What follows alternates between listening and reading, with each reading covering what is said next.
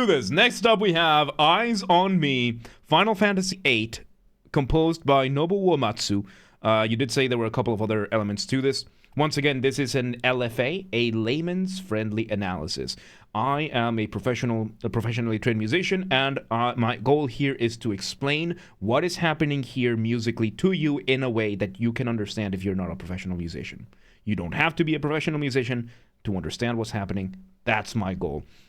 This is going up on YouTube, so if you like the video, make sure you're subscribed to the channel. You like the video, you share it, all that good stuff. And yeah, this is recorded live on stream, so there's going to be a lot of pausing. We're going to be pausing as we go on. So, let's do this. Let's go. Eyes on Me.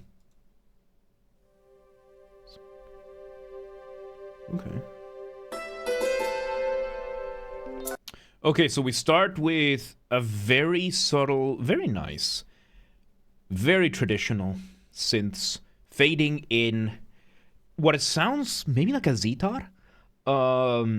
Fairly exotic instrument. So, yes, when was this stream, you say? Well, today is the 14th of June. So, or the June 27th. Okay, so we're having a couple of elements here. We're having this I think it's a zithar, which is, I think it's a Middle Eastern instrument, giving us what is called a motif.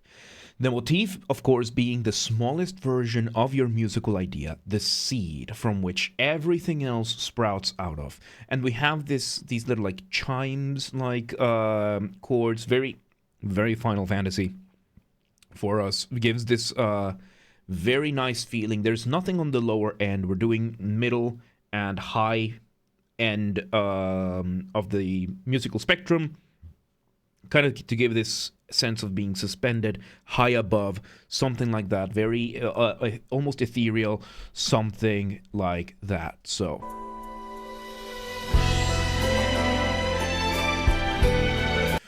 oh, that was beautiful. That was beautiful. So we had this little intro with that. Then we have the violins, a violin section. Take that melody that the zithar, I think it's a zithar, was playing, and play that. The zithar is very plucked, very pizzicato, almost, pizzicato is when you pluck the string. Very short, and now we have the strings doing what is legato. They're just letting each note breathe as much as it needs, and we drop in the drums and the guitar. Guitar? That's more like keyboard. This sounds very like 80s ballad, and I heard that there was this vocalist starting to sing. And what is happening? Double 30-second ads on Twitch. Oh my god. Well, good thing this is going to be on YouTube. So very common that happens for vocalists whenever there's a song. You will have what is called the accompaniment section. In this case, it seems like this is going to be a big band. Big band being the variation of orchestra for jazz and other types of subgenres. The orchestra usually has, the traditional violins, violas, cellos, double basses, flutes, oboes, clarinets, bassoons, French horns, trumpets, trombones, tubas, timpani, maybe a harp, maybe a piano, maybe some extra percussion, something like that.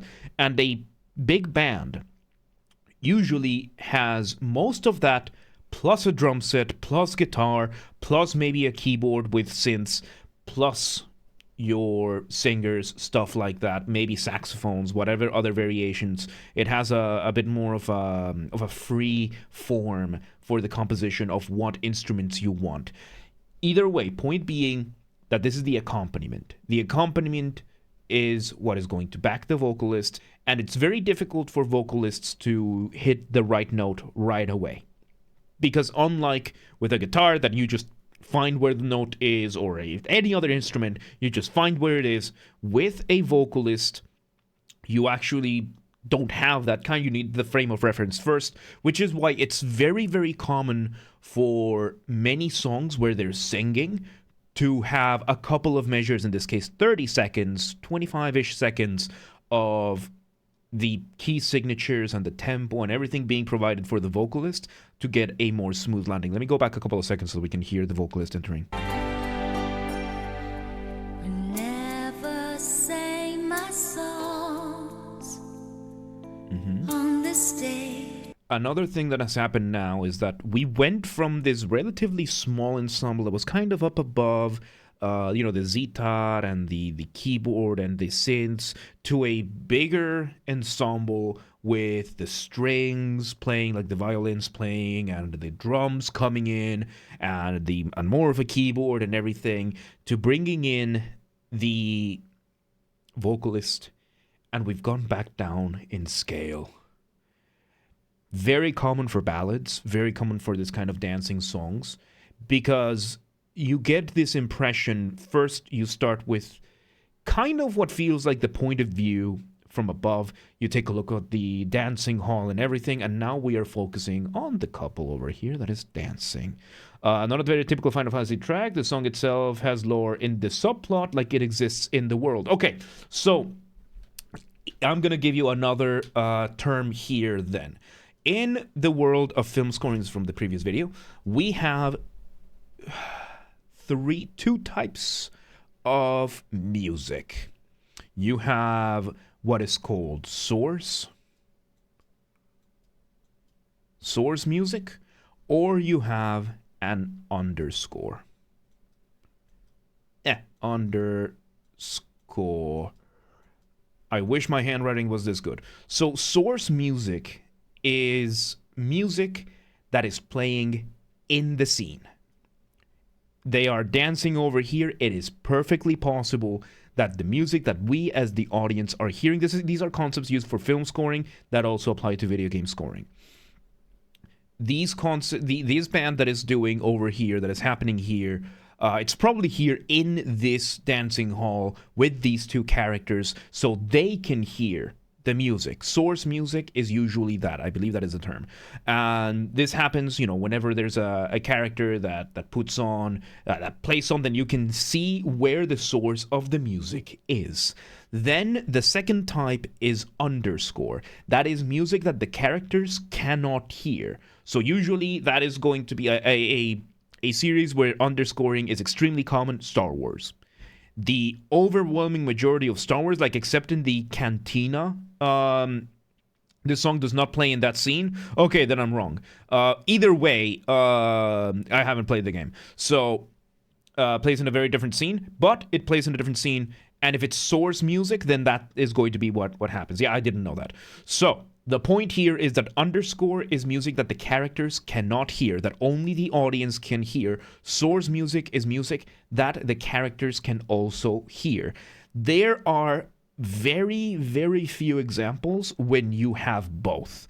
One of the most famous ones is Lord of the Rings, Return of the King, when, I keep forgetting if it's Merry or Pippin, I think it's Merry, is asked by the king to sing while Theoden goes out in a suicide charge.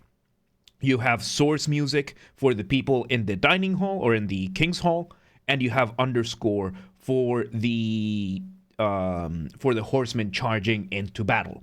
And that has a completely extra... Pippin. I am horrible with names. So yeah, Pippin is singing, source music. Merry is riding with the Rohirrim. Right, there you go. While Theoden is going... Does it count if the character is deaf? Now that is an interesting question. It counts, because it doesn't matter if the characters hear it or not. What matters is that the music is playing within the world of the characters. So it doesn't matter if the character hears it or not, or is paying attention to it or not. It is considered source music if there is a radio playing the song. And if there's the radio playing the song and there's characters there, that's source music. Because you can infer they can hear that as well. If there's a deaf character there as well, and there's music playing from that radio, that's still source music. It just happens that the character is deaf, cannot hear it. Have Courage, Mary, said Eowyn right before the charge of the Rohirrim. There you go. So yes, you have source, you have underscore, and there are other techniques that you can get from between the two, but those are usually the two. So in this case, turns out the video is from a different scene. I haven't played Final Fantasy VIII. We're still in 7. So what's the current queue? Long. So let's continue. We'll check it after. Never said my words. Another important thing that is happening over here, the vocalist is singing the motif. Variations on that same motif that we heard from the sitar. Very, very lovely. I like her voice.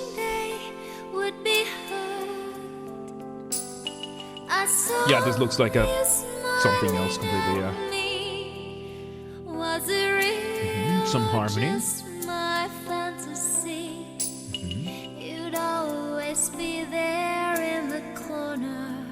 So yes, you have this super small scale.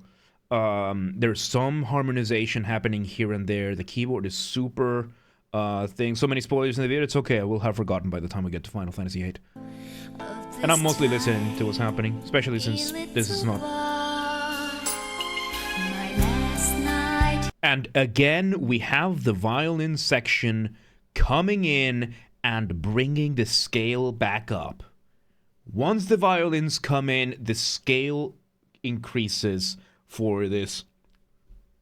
I love it when this happens, when you have an instrument whose purpose is to change something like that, to be the ones that determine or that foretell that kind of change. In this case, first violin strings, which, by the way, I've done this a couple of times, but usually in an orchestra you will have two sections of violin. You will have one section of violas, one section of cellos, one section of double basses. And this is a string orchestra. And right now, it seems only the first violins are playing. I don't know if there's more in the ensemble, but this is usually how a string orchestra would have. Then you have the other instruments, the woodwinds, the brass, percussion, all that kind of stuff. Let's continue.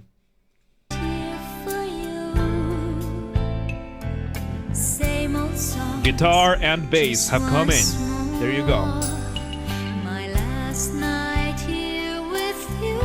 By the way, I am not going to be analyzing the lyrics. I am not good with lyrics, and I am focusing entirely on what is happening musically. If we want merely lyric analysis, we can go find something that does literature. Let's hear it. Maybe yes, maybe no. I really like the harmonies that are happening. And of course, the harmonies in this case, when somebody says they are doing harmonies, of course, the concept of harmony is the concept of the chords that you have within the scale that you're playing and all that kind of stuff. But when you're talking about harmonies in a melody, it means that there's extra melodies that complement. So you can hear the main melody, and then you can hear some, like, another version, another layer of it, singing it higher. Those are called harmonies colloquially. That's a harmonized melody, because they are harmonically very, very nice, because they are usually playing in relative spots or in relative spots in a scale. A musical scale contains a certain number of notes. Again, I've said there's relative scales, there's parallel scales.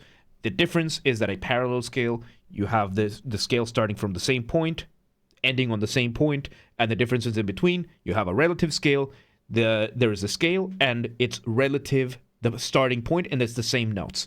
For this kind of thing, it's relative scales. It's relative scales. Some from the languages, vocals are another instrument. Yeah. How you shyly placed your eyes on me. Did you ever know? And I like how every line that the vocalist is singing is still a variation of that same initial motif. Right now, of course, structurally speaking, what has been happening is extremely, extremely common. We had our intro. Now we are in the verse. And one good thing about songs as a structure is that musically, you can repeat a lot of things. You can just play things over and over and over again, which is what is happening. The bass is playing the same notes, the guitar is going the same, and we're changing, the variation is happening in the instrumentation. So every once in a while it changes from the keyboard to the guitar, or we're adding another synth, or we're adding the strings, but overall, the music is staying the same because we are in the verse. Usually the way it's going to work is that you're going to have an intro, you're going to have a verse, maybe you're going to have two verses, so maybe two verses, verse 1, verse 2, however long it takes to get through the text that is written down, and then you're going to have a chorus. The chorus is usually the most symbolic, the most emblematic part. Sometimes you have a pre-chorus before that builds up a little bit more, but let's see where it goes.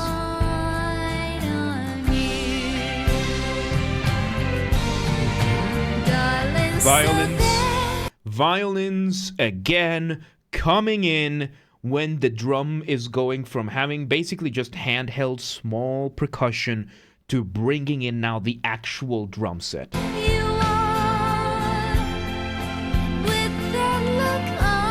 it's more than one, and it's more than one section of violin. I think this is now both sections of the violin.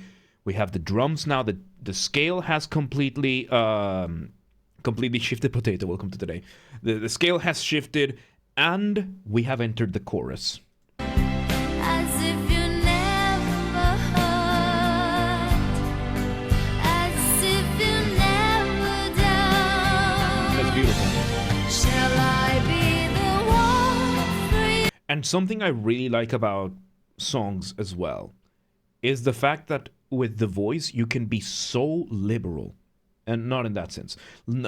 So you have so much liberty to just help the vocal lines go from one to the other, one section to the other, while keeping everything else extremely rigid in between. It's really nice.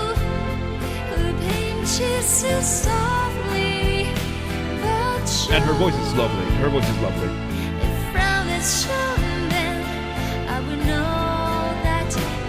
I don't want to answer that question. We have that cadence. Are we going to have another verse? Ooh. Okay, so now we're bringing a solo that sounds like a piccolo flute. It's either a flute or a piccolo flute, which they're technically the same thing. The piccolo flute, piccolo literally means small, because the piccolo flute is a small flute. A piccolo flute is just a small flute. This is beautiful, yeah. We've done like 2 in the queue so far. And some accompaniment. Strings and the change in scale again. With... Ooh. I love this. It's so clever with the strings. The strings come in and the scale changes. First, the flute solo was doing the lower end.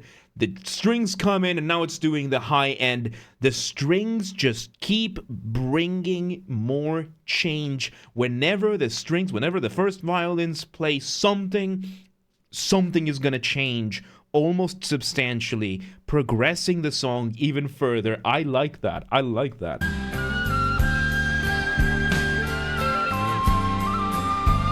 Could be a piccolo, could be an ocarina.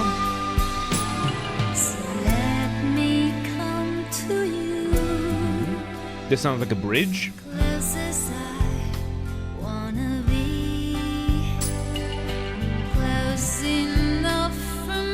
Music, not having music videos, future because spoilers.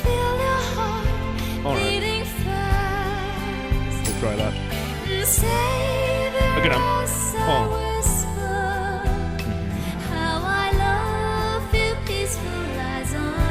I think this is a verse. Just another verse. Did you ever know that I had mine on you? Back to the chorus. So yeah, we had in this structure, yeah, we have the intro, we had a couple of verses, chorus, then we had a solo, solo slash interlude, then we had a quick verse, and we're back to the chorus. Oh. We're back to the chorus. With some variations here and there, small stuff, mainly in the vocals, still really, really good.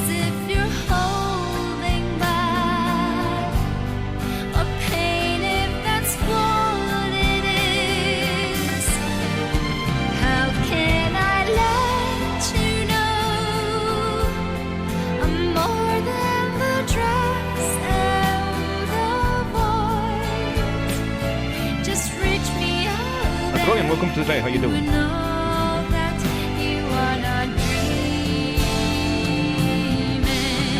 Yeah, every time the violins are going down in this scale, something changes. I love this. I love this. And again, it's a song. It's not a piece of music. It's not the same thing as an instrumental. That's my point here. And with this, you can have a more rigid structure, and it flows so smoothly thanks to the vocalist. And everything else is relatively simple. Everything else has been relatively simple. Extremely simple. I mean, the orchestration is not really simple. Like, there's a lot going on, but it's very straightforward. And it works really well, keeping things...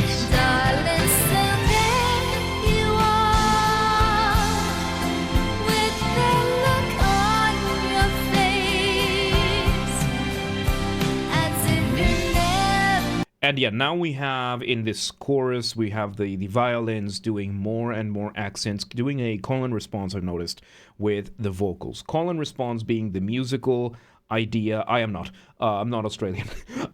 It's the musical idea of one instrument, or one, in this case, the singer, sings something and another instrument does something else in response pretty much immediately.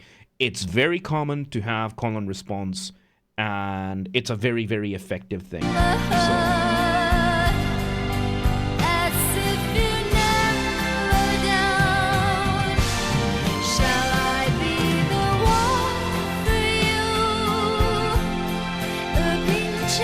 Such a beautiful... And something I noticed as well, the ensemble stayed pretty simple. Again, there's two string sections, there's two violin sections for the sound of this. I thought there was going to be a full big band, and no, it seems that this big band only has the extra violins and the flute. It's still good. It's just a fairly unorthodox, And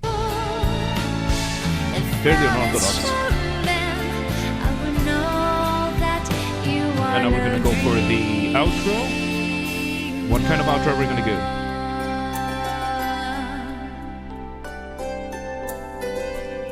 And the outro resembles the intro. So we had the intro, 2 verses, a chorus, a solo, another verse, a chorus, and we have an outro, which is very resemblant of the intro, giving it some semblance of of mirroring, an imitation, recapitulation, that kind of thing. A more advanced version, more sped up, slows down, and it brings everything down, closing everything very beautifully, very, very beautifully, very, very simple, straightforward. Like, usually songs are, compositionally speaking, songs are some of the easiest things to compose. Mainly because most of the brunt of the composition is going to lie on the lyrics. A lot of it is going to lie on the lyrics and what melody you give to the lyrics and everything. And then it's kind of building around that. It's all building around the lyrics, which prevents the blank canvas effect of things. So it's easier. It doesn't mean it's a bad thing. It just means the composer can do a lot more. And Nobuo has kept things relatively simple here, because usually from other Final Fantasy tracks that we've gone for, they go wild in so many senses, but in this case, it's a ballad, We're keeping it nice and sweet, romantic, small scale, a band that you could fit in a ballroom. Legend Dragon's credit song, it's similar to this. So yeah, there are going to be pieces like that. Is beautiful. This is beautiful. No fade out. I love it. No fade out. No fade at all. Y'all know how I feel about fade outs. But there you go. That was Eyes on Me from the Final Fantasy VIII soundtrack. Very straightforward. You know, it's a song. Songs tend to be very straightforward. This was very straightforward, and still it was really, really nice. Very well composed, very well produced. And there you have it. Once again, if you're watching this on YouTube, make sure you're subscribed to the channel. This is a LFA, Basterd's LFA, Layman-Friendly analysis, where my mission is to explain things to you in a way that you don't need to be a professionally trained musician to understand what is happening musically. So if you like that, make sure you're subscribed to the channel. Make sure you like the video, you subscribe, share, join the Discord. If you want to catch the lives, hell yeah, check out the Twitch, the Kick, all that stuff. And I forgot what I was going to say. I forgot. And if you want to request a song and you're not watching this from the live, just drop a comment. Let me know from game music only. Name a track. We'll do this live on stream. So yeah, there you go. Eyes on Me, Final Fantasy VIII. Really good stuff. But yeah, let's move on.